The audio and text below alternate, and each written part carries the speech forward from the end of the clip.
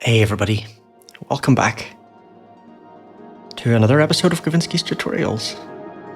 Today I'm going to do a walkthrough of Spacefields by Igor Vasiliev.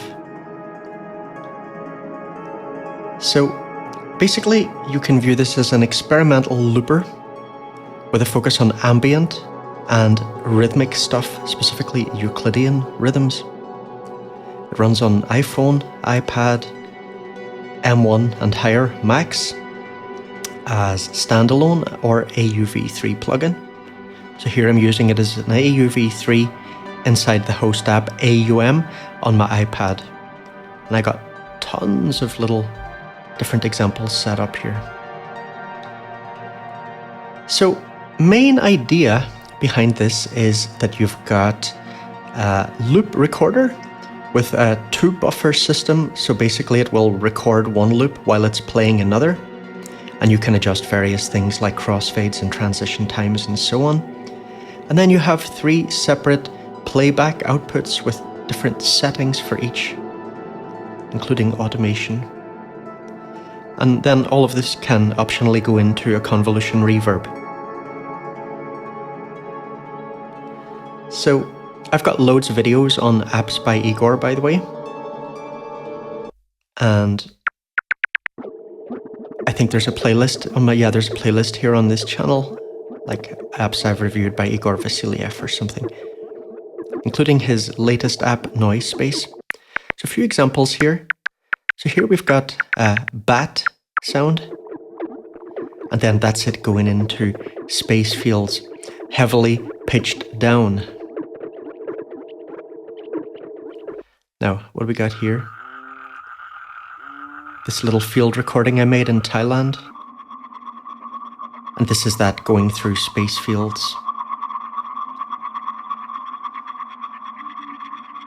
With different settings for these Euclidean playbacks of the different outs. I'll explain all that later. Okay, another example. So here, a nice little vocal. And that's that processed through this instance of Spacefields.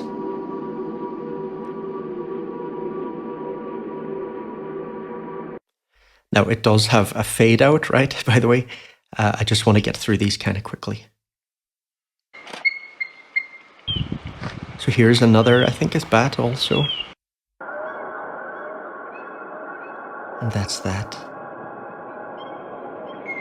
But now, very important to understand, it is not just for ambient stuff or field recordings or anything. So you can use it in cleaner ways, you can use it in very rhythmic ways. Ready to embrace the night's rest. You can do really cool things with vocals.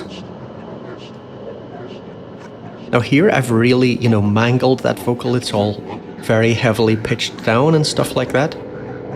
But we can also do very interesting rhythmic, cleaner things with vocals.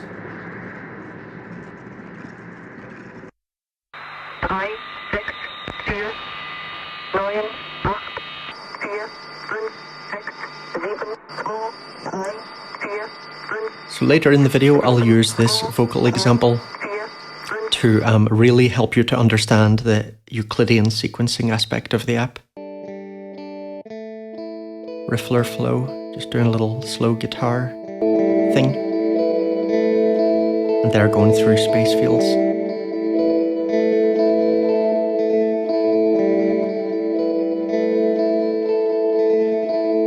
I turned Spacefields reverb off actually, and here using Magic Verb by DDMF.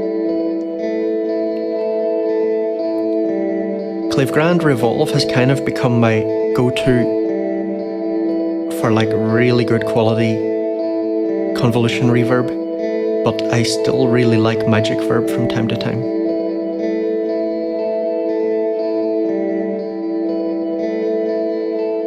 Okay. So, now, by the way, the app has a sample player. And we access that by clicking here. And so here you can load different samples, and you've got a bunch of different controls here as well.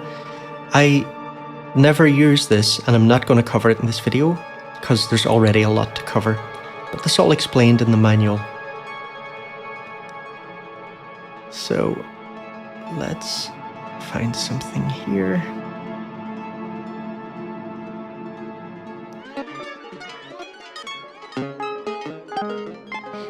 Okay. So let me just turn off that input a second, and I've bypassed Spacefields. So we just look very quick overview first of the UI. So you've got this in-out section here, and this contains a bunch of useful controls for things like the input and output level and dry, wet, and you've got this attenuation thing, which will just allow you to more gradually reduce the volume of the processed signal without actually having to change the dry-wet balance. And you've got a high-pass filter and a saturator here that you can apply to the input. That can be very useful if you're going to pitch those loops down. And some stereo or mono options and stuff here. Then you've got this section here, which is all about loop recording. And you have these different options for recording modes that are really important to at least roughly understand. And other controls for setting things like crossfades and transitions and stuff like that. We've also got this super important to understand control for the number of steps in the loop. This is related to the Euclidean stuff, and I'll explain all that in more detail later. Then you got these 3 different outputs with separate controls for each. For level, settings, panning, pitch, and pulse. That's something related to this Euclidean stuff, and I'll explain it more later. There's a delay. You can set the feedback and rate. You tap here, by the way, to access the second value for knobs. I personally, honestly, really kind of despise that implementation. It just throws me off so often. I really don't like how that's done, but that's the way it is. Then here, some filter settings, and you can add a chorus as well if you want. And then here, settings for the reverb and a bit of EQing and stuff over here. So, yeah, so when I explain all this, I'm going to kind of focus on some essentials so that we don't get too lost in the details, because that's always a risk with Igor's app, and then the video can get very, very long and just too technical. So I kind of want to avoid that. So with the input section, let's just look quickly at these options here. So you can process both channels as stereo, or you can have the input channels mixed together as 2 mono signals, or you can choose left, in which case the left channel input will be processed as 2 mono signals, and right will process the right channel as 2 mono signals. And by the way, the output is always stereo, right? Now here that you have a high pass filter, so that can be very useful if you're going to pitch things down, right? You might want to take out some of the lower frequencies. Otherwise, you're just going to get something very rumbly. I mean, it might be what you're looking for, it might not. So if you look at the factory presets, you'll see a lot of them have some value dialed in there for that high pass filter. And there's also a saturator, so that's useful because that can add some harmonics, and then when you reduce the pitch, you might have a bit more going on in some of the higher frequencies and just keep things a little bit more interesting. Now, one weird thing is you don't actually hear, you can't actually monitor changes to these in most of the recording modes, only if you're in direct mode. So you kind of have to just think about how that's going to sound. I suppose it's done like that so that you're not thinning out the input signal too much. But yeah, that's something to be aware of. Now, the loop section, let's take a little look. So it's super important to understand the different approaches to recording. So these recording modes, I think Igor's thought through them very well. They cover a lot of different potential uses. The only problem is they're not very interesting to go into in detail in a video like this, and I feel that most users will not retain the information, and that's why I'm just going to cover them in a very quick and kind of high-level way, and you'll have to look at the manual for all the exact details, and then you'll need to experiment with them yourself over time. So I divide these into 4 types. There are actually 6 different modes, but you can kind of think of them in 4 different ways. Some of the modes are more threshold based. They'll start recording when the level of the input goes over a certain threshold, which you set here. So at the moment that's minus 45 decibels. So when it goes over that level, it'll start recording. When it goes under, it'll stop recording, right? So we've got certain threshold based modes, and then we've got what we could call fixed length modes, like the ready and fixed options here. So these ones will record exactly a certain length. So we set that here in the length section. So here that is set to 4 beats currently. So if you want a recording of a very specific length, then you would use those kind of modes. In these modes, there's no overwriting of the loops. The ready mode does pay attention to threshold, but fixed mode doesn't pay any attention to threshold. Then you've got the manual mode, and in manual mode, just as soon as you press the ready button, it'll start recording on the next beat, and then it will keep recording until you press the ready button again to stop recording. And so you can have overwriting of the loop. If you keep recording for more than the length value set here, it'll keep overwriting. So in this case, if let's say you record for 16 bars, it will overwrite 16 beats, it'll overwrite every 4 beats.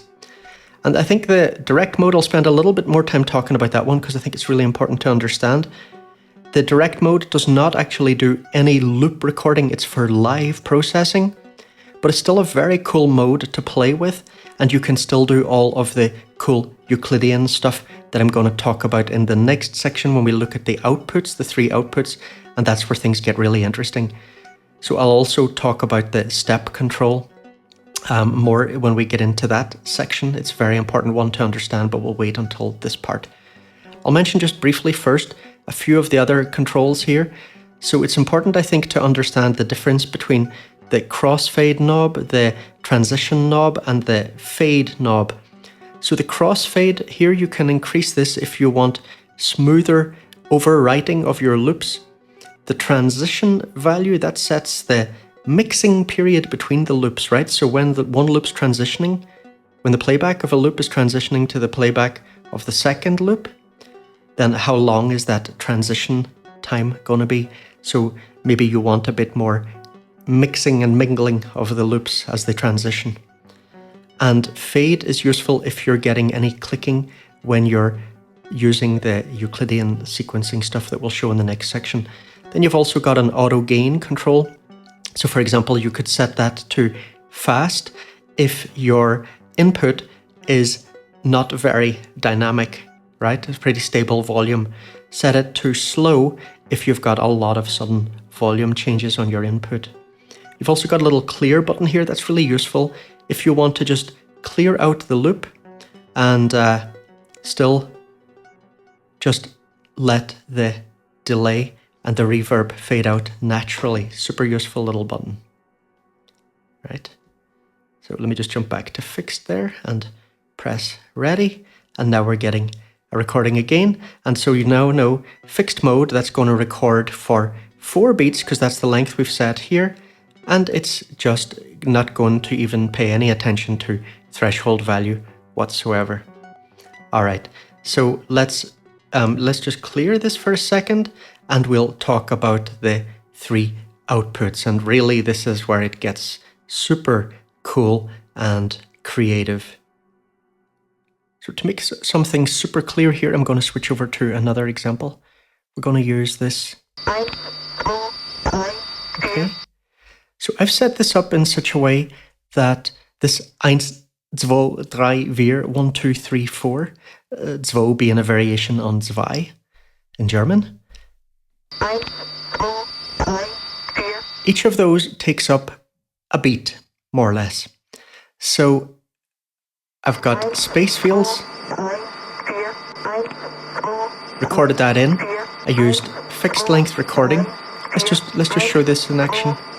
So I'm going to clear the recording first of all, and I'm just going to press rewind here to make sure the loop's at the start, and then I'm going to press the ready button and the play button at the same time, and we'll get a perfect 4-beat recording of that 1, 2, 3, 4. It's totally wet, so you won't hear anything while it's recording. 1, 2, 3, 4, okay? Alright, so let me turn the volume down a second. So we'll talk about the pitch and stuff in a minute. First, I'm going to look at the Euclidean stuff. So we'll focus now on the length thing, the step value, and the pulse values here. So remember, we tap to switch, right, between the first control. So here's the pitch value, and here the pulse control. So first of all, we've got a 4-beat loop already recorded. So what happens if we increase the length value now? We'll have a listen. Let's bring it up to 5.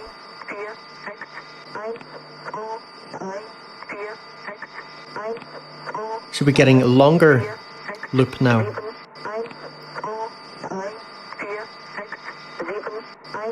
Right?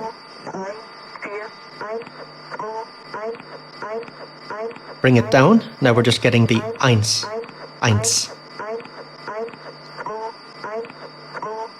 Now let's just put it back to 4.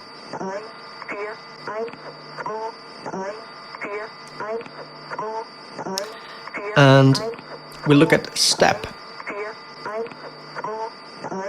So, I'll bring the volume down a second. So, step, this is just super important to understand. It's so important.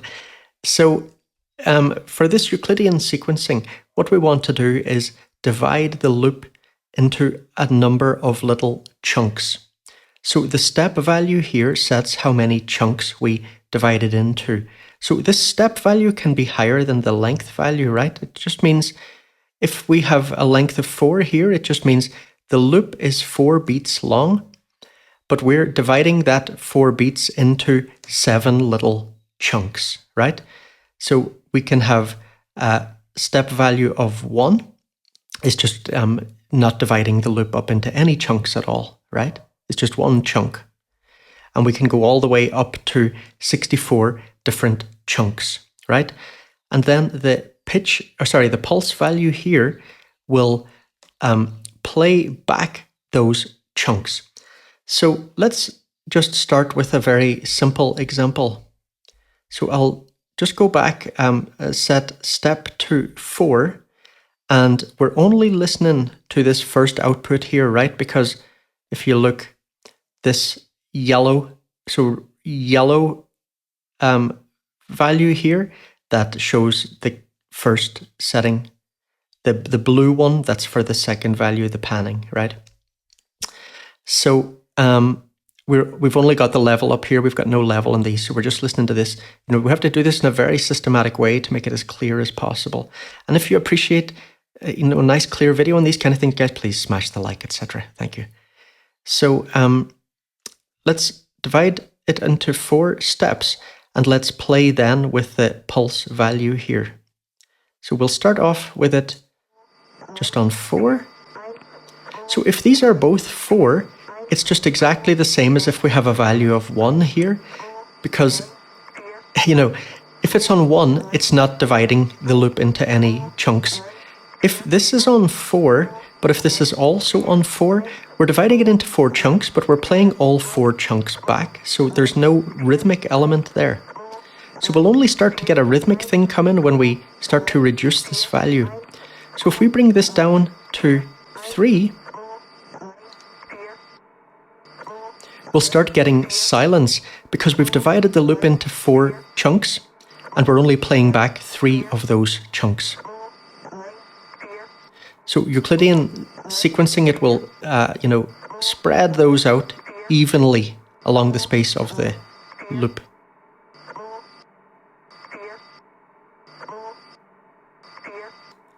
So here, if we divide it into 4 and we're playing back 2 of them, we'll have, half will be on, half will be off.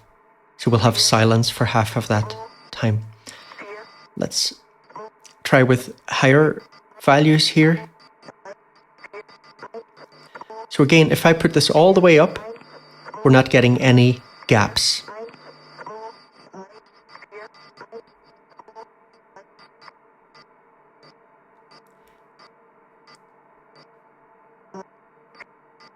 Right, so we can get all this kind of weird stuff going on. And so then we bring up the level of the other ones and adjust their number of pulses. And we're getting all this super cool rhythmic stuff. So again, we can manipulate how that sounds by playing with the length value here.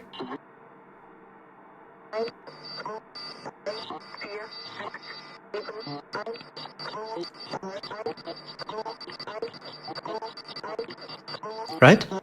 And we can, adjust the step value. Notice that these will be adjusted as we adjust this one.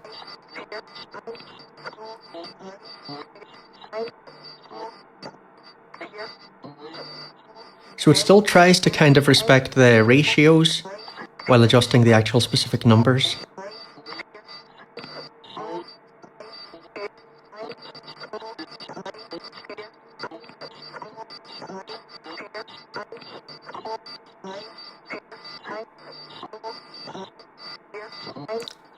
Okay, so that's how that works. Now, we can look at that in another example, like over here. Let's record. I forgot to turn the volume up. Hang on.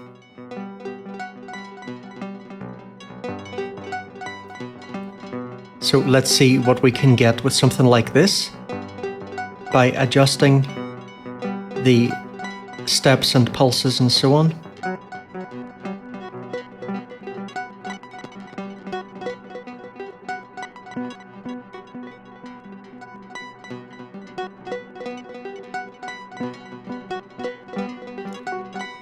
So we can get these beautiful rhythmic textures, right? Love that.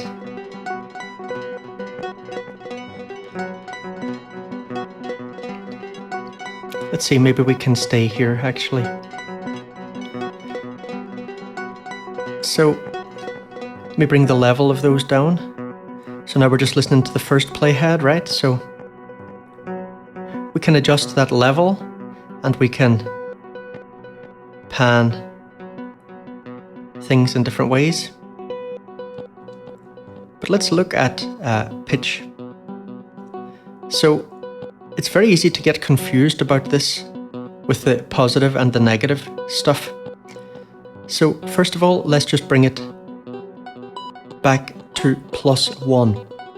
So +1 just means that it's playing the loop back with no pitch or speed changes. And it's just playing it forwards. Now, if we increase this, see what happens. So now it's starting to pitch it down. So here you want to pay attention to the values if it's melodic material, right? You may want to or you may not, depends what you're trying to do. But so if you adjust it, if you put it to +50, now it is half speed, so it's slowed down 1 octave, right? So don't get confused. Just because it says plus This app does not speed up loops, it only slows things down. It's a slow machine, basically. And so we can really slow things down a lot, right? And, you might not even hear things if it's all, too low, the frequencies. So remember, that can be why it can be important to, first of all, maybe, pitch. If you want to slow stuff down, maybe make sure that you're putting in quite high-pitched input, right? Or, play around with the filter and the saturator in settings. I discussed why that would be important earlier in the video. Now, we also got delay going on here. So that can be really nice, right? Changing the pitch while we got the delays running. So then what happens if we go over negative? So negative 0.75, that just means that we've slowed things down half an octave, but the loop is being played back in reverse, right? So positive, it's being played forward, negative, it's reversed.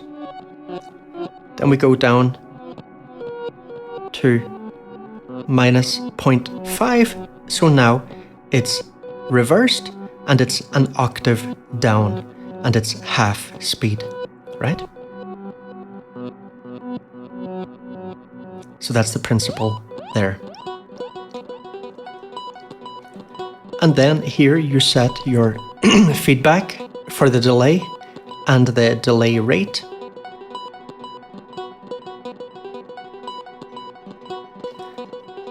So if we have a bunch of these, if we have all three of these going,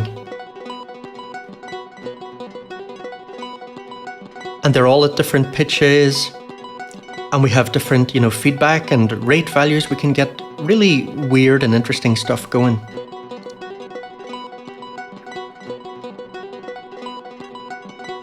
And then down here, we've got a bunch of different filters that we can choose from. And, here you're dialing in the frequency and the resonance or the bandwidth and whatever.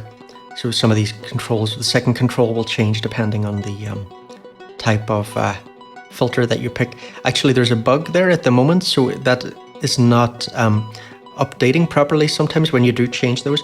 I've told Igor about it. It doesn't affect the sound. It's just I forget what that's called now, but anyway, it's the UI is not updating. You can, if you switch over to the sampler page and then come back to the main page, then it'll work fine.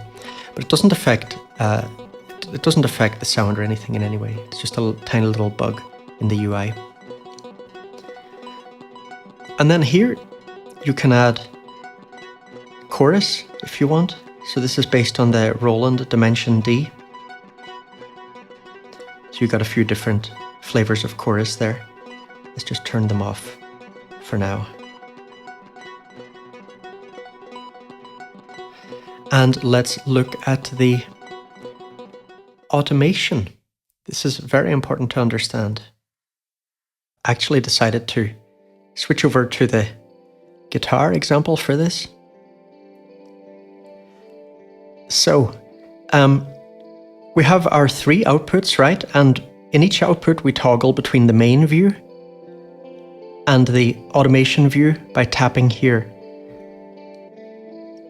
I don't really like that because it means that when you're adjusting things like the depth and rate, you can't actually see those changes happening because that's all happening here on this other tab. But that is the way that it is implemented. And let's look here at the setup. So I've only got the level of the first output turned up to keep things as simple as possible. So we tap in the automation section. Here we've got a depth knob basically, and here a rate knob. Then here we've got another depth knob for the automation and another rate knob. And then down here we've got two destinations. So the first destination is for these knobs, and then these knobs are related to the second one. So why not put this button up here, since this is for the first one and these two knobs are for the first one? There's just so many little confusing things, honestly, about the UI design. If you know me, you know that I like Igor's apps. I really like what they can do, but often I just don't enjoy the way they've been implemented. They make me think too much in a way that interferes with my flow, when I'm trying to do things. And I find it just very easy to make mistakes. I need to remember to tap, what am I adjusting here? Am I adjusting the randomization or the depth or what? Like, it's just too much thinking. So let's look at what we're doing here. So we're adjusting the feedback of the delay, right, for the first output.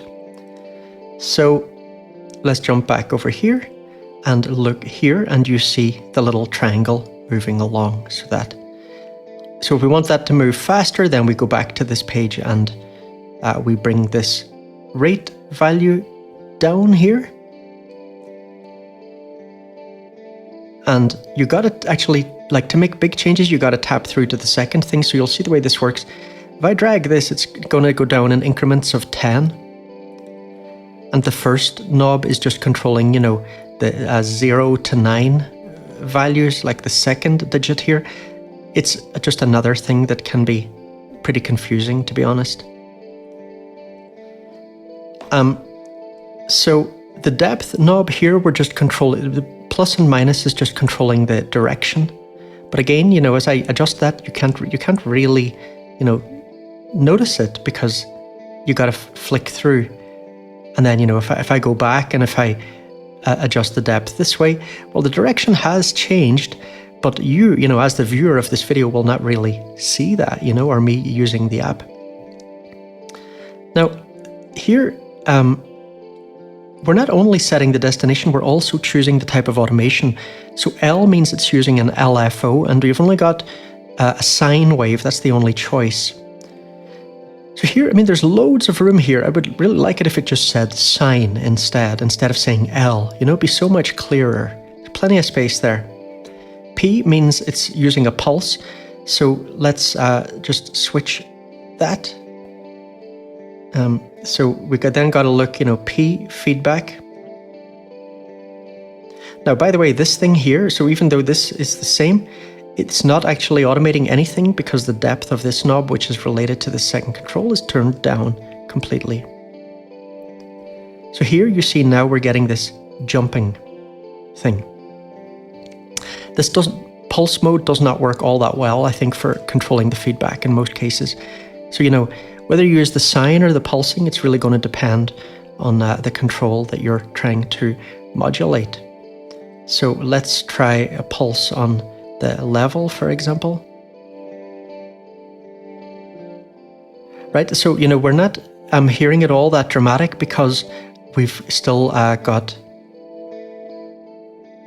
feedback on the delay and the reverb and stuff. Let's jump back here. So here, there we're doing pitch. So maybe we could adjust the rate. And we probably want a slower change. That's pretty cool, isn't it? So, I do like what this can do. I just don't always enjoy making it do those things. The process is not always that enjoyable for me.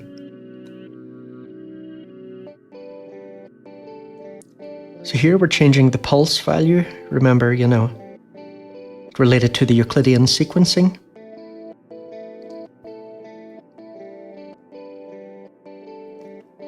I'd like to see what this is like with a sample and hold LFO. Of course, you could use an external LFO, right?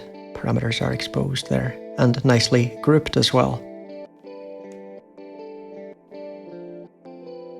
So again, I come back and I got to think, automation, how to get in there again? I press here, okay. Then I got to think, what am I doing? Which button, what's doing what? Just a wee bit too much thinking involved.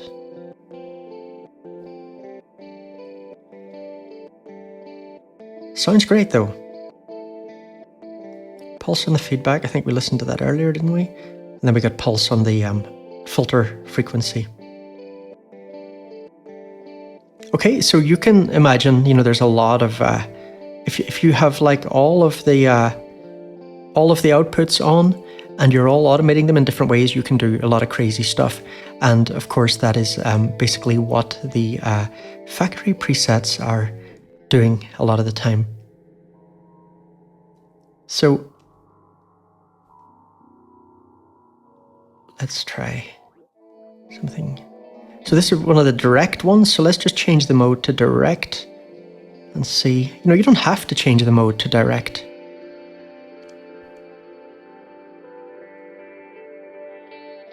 That's nice, isn't it?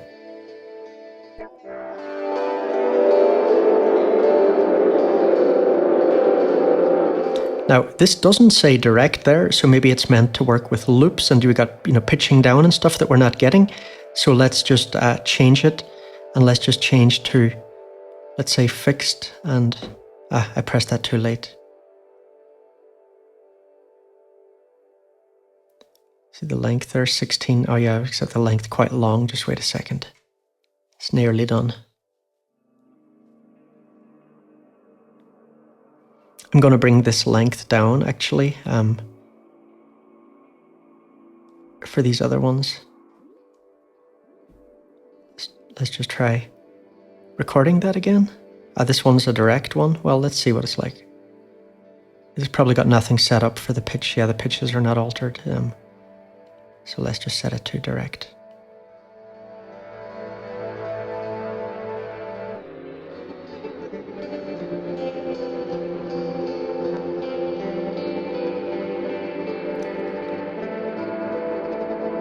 Let's try just a fixed loop.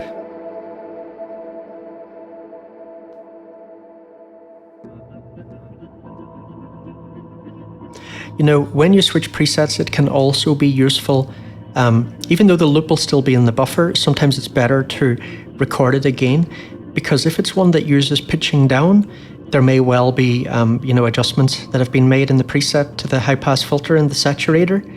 But unless you're actually recording the loop with, you know, afresh with those settings, then they're not going to be doing anything, remember.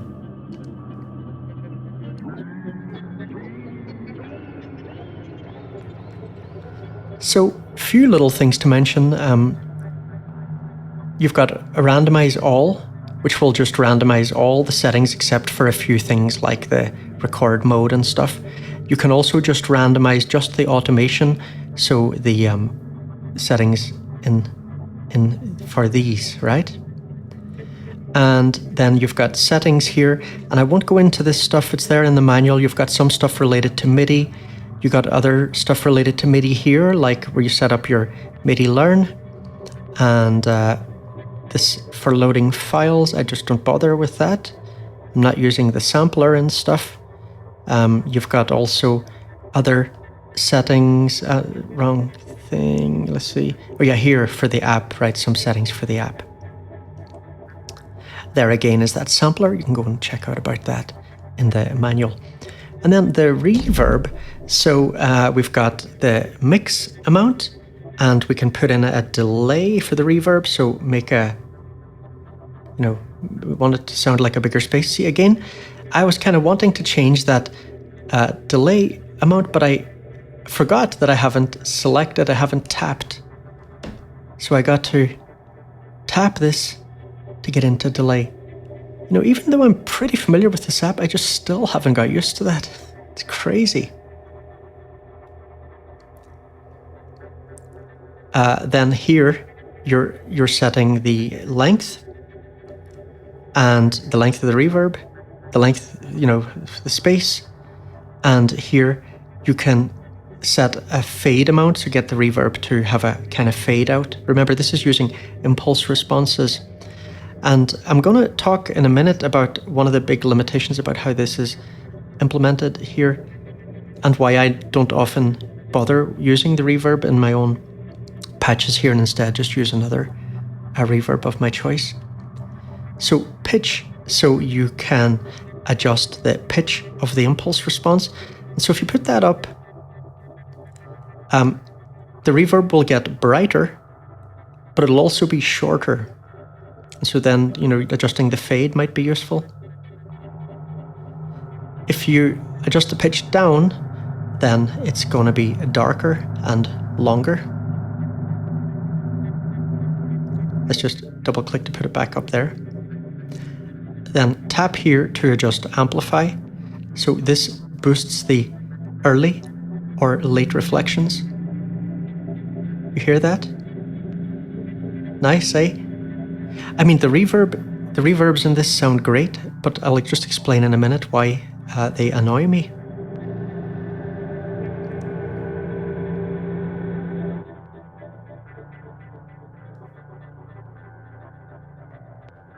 So early and late, right?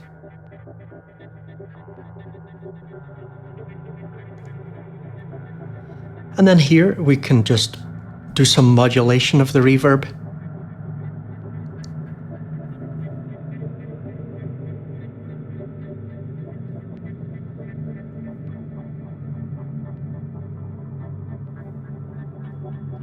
And direct is just a normal impulse response, or you can reverse it.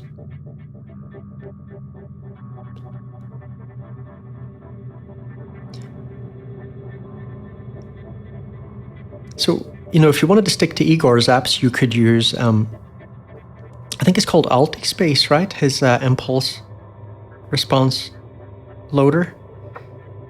And you could also look at StellarVox, his other app based on impulse responses. This one's a bit more experimental, so it would go very well with this, or just use, other reverbs. And then here you can also have some EQ settings, like end of chain EQ for some attenuation of the mid-range. To make things fit better into the mix. And yeah, so I'll just finish off with some points, strengths and weaknesses, that kind of thing. So this is one of Igor's easier apps to learn, in terms of understanding what all the controls and stuff do. It's not that hard to learn. Also, I think, although it's kind of marketed as an ambient thing, it's also very nice to use in a cleaner and more kind of controlled way, and focusing on the Euclidean stuff that we talked about earlier in the video. And, I think this would really appeal to people who like these kind of boutique hardware pedals, at least in terms of the sound, maybe not the workflow. And, some of those boutique pedals are just like hundreds of pounds for a pedal. To me, they're very bad value. I don't know, I suppose if you're used to spending that kind of money, fine. But if you're used to iOS prices, it's just like, wow, that is so expensive. So I think this can sound like some of these very cool, sought-after pedals, right? So that's great. Now, weaknesses. So it's got no multi-out option, which is a pity because it's got these 3 outputs and it'd be a perfect candidate for having multi-out. So you could process each of the outs with different external effects, right? Now, my biggest criticism of the app is about the reverb, because it comes with a bunch of impulse responses, but they're actually baked into the presets. So this preset has an impulse response loaded in here, but you can't easily just switch it out for one of the others. Instead, what you've got to do, if you have a preset that has an impulse response in it that you like, then you've just got to clear the settings for that and build up your whole entire patch inside that preset. It's so crazy, that implementation. What obviously would be such a better way to do things is if here there was some little thing that would allow me to go in and pick one of those different impulse responses. I've already spent ages setting everything up here. That is just madness to me, the way that's implemented. And, you can also import your own impulse responses into this. But why would you bother, when it's implemented like that? It's a serious weak point of the app. So that's why I'd often rather just use an external app for the reverb, even though, the reverb sounds great. Another little criticism, it's a pity there's only 2 LFO types, the sine and the pulse thing. It'd be great to have more options there. I just don't know why there aren't more options. Automation window covering the main controls. I've talked about that. I don't like that. I also find it very hard to get used, even after, having spent like the last few days playing around with this a lot. I still find it hard to get used to, tapping to decide which value I'm adjusting. And when I look at the app, I just have to think far too much about, what am I actually seeing here? What values am I seeing? Am I seeing pitch or pulse or whatever? I mean, there is a visual difference between them, but still I just find it's hard for me to get used to. Another thing is regarding the LFOs. There's no control over LFO phase or sync. Like, you just can't adjust the phase of the LFOs, and I think that's a pity. I mean, I know it's designed for like more ambient use, where maybe it's all kind of soundscapey and maybe you don't really care all that much, but I think it would be a very useful control to have. So I hope you found this video useful, everyone. As always, every time I make make a video on one of Igor's apps, I always think it's going to be pretty simple. And I don't know how I still haven't learned. I really thought this would probably only take me like a day, and instead I ended up spending absolutely days on it. So, a lot of work goes into this channel, guys. And thank you to the people who are giving me financial support, because YouTube ad revenue is so small that if I did not have other financial support from people, I would already absolutely 100% have quit this channel.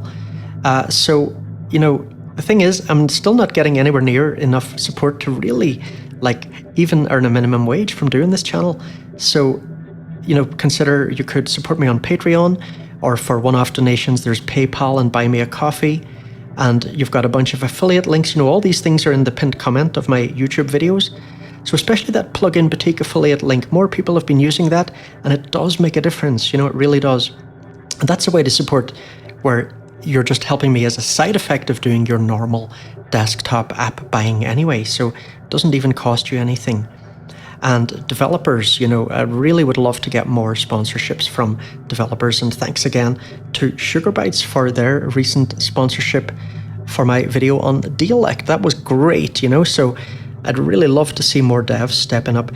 Thing is, it's in developers' own interests to sponsor YouTubers, because without more, financial compensation, very few people will stick around in this space. Because when you start a channel like this, at first it might just be, you're passionate about it and maybe you want to learn the apps yourself, for example, and it can kind of force you to do that. That was one of my main motivations at the start. But when you do a channel like this over the long term, it really does become like a job. And that's the time you're spending doing that is time that you could be spending doing other things. I would love to just focus on learning piano, for example. But if I just went off and did that, I wouldn't be able to grow this channel as much. And so there's always trade-offs, so I really, really need more support. Otherwise, I'm just going to eventually quit one day, guys. I'm going to just crack, and just say, it's just not worth it, the time I'm putting in here for what I'm earning. So, if you are in a position to support, please do, if this channel is important to you. All right, thanks everyone. Appreciate you being here, and I'll see you in the next video. Take it easy.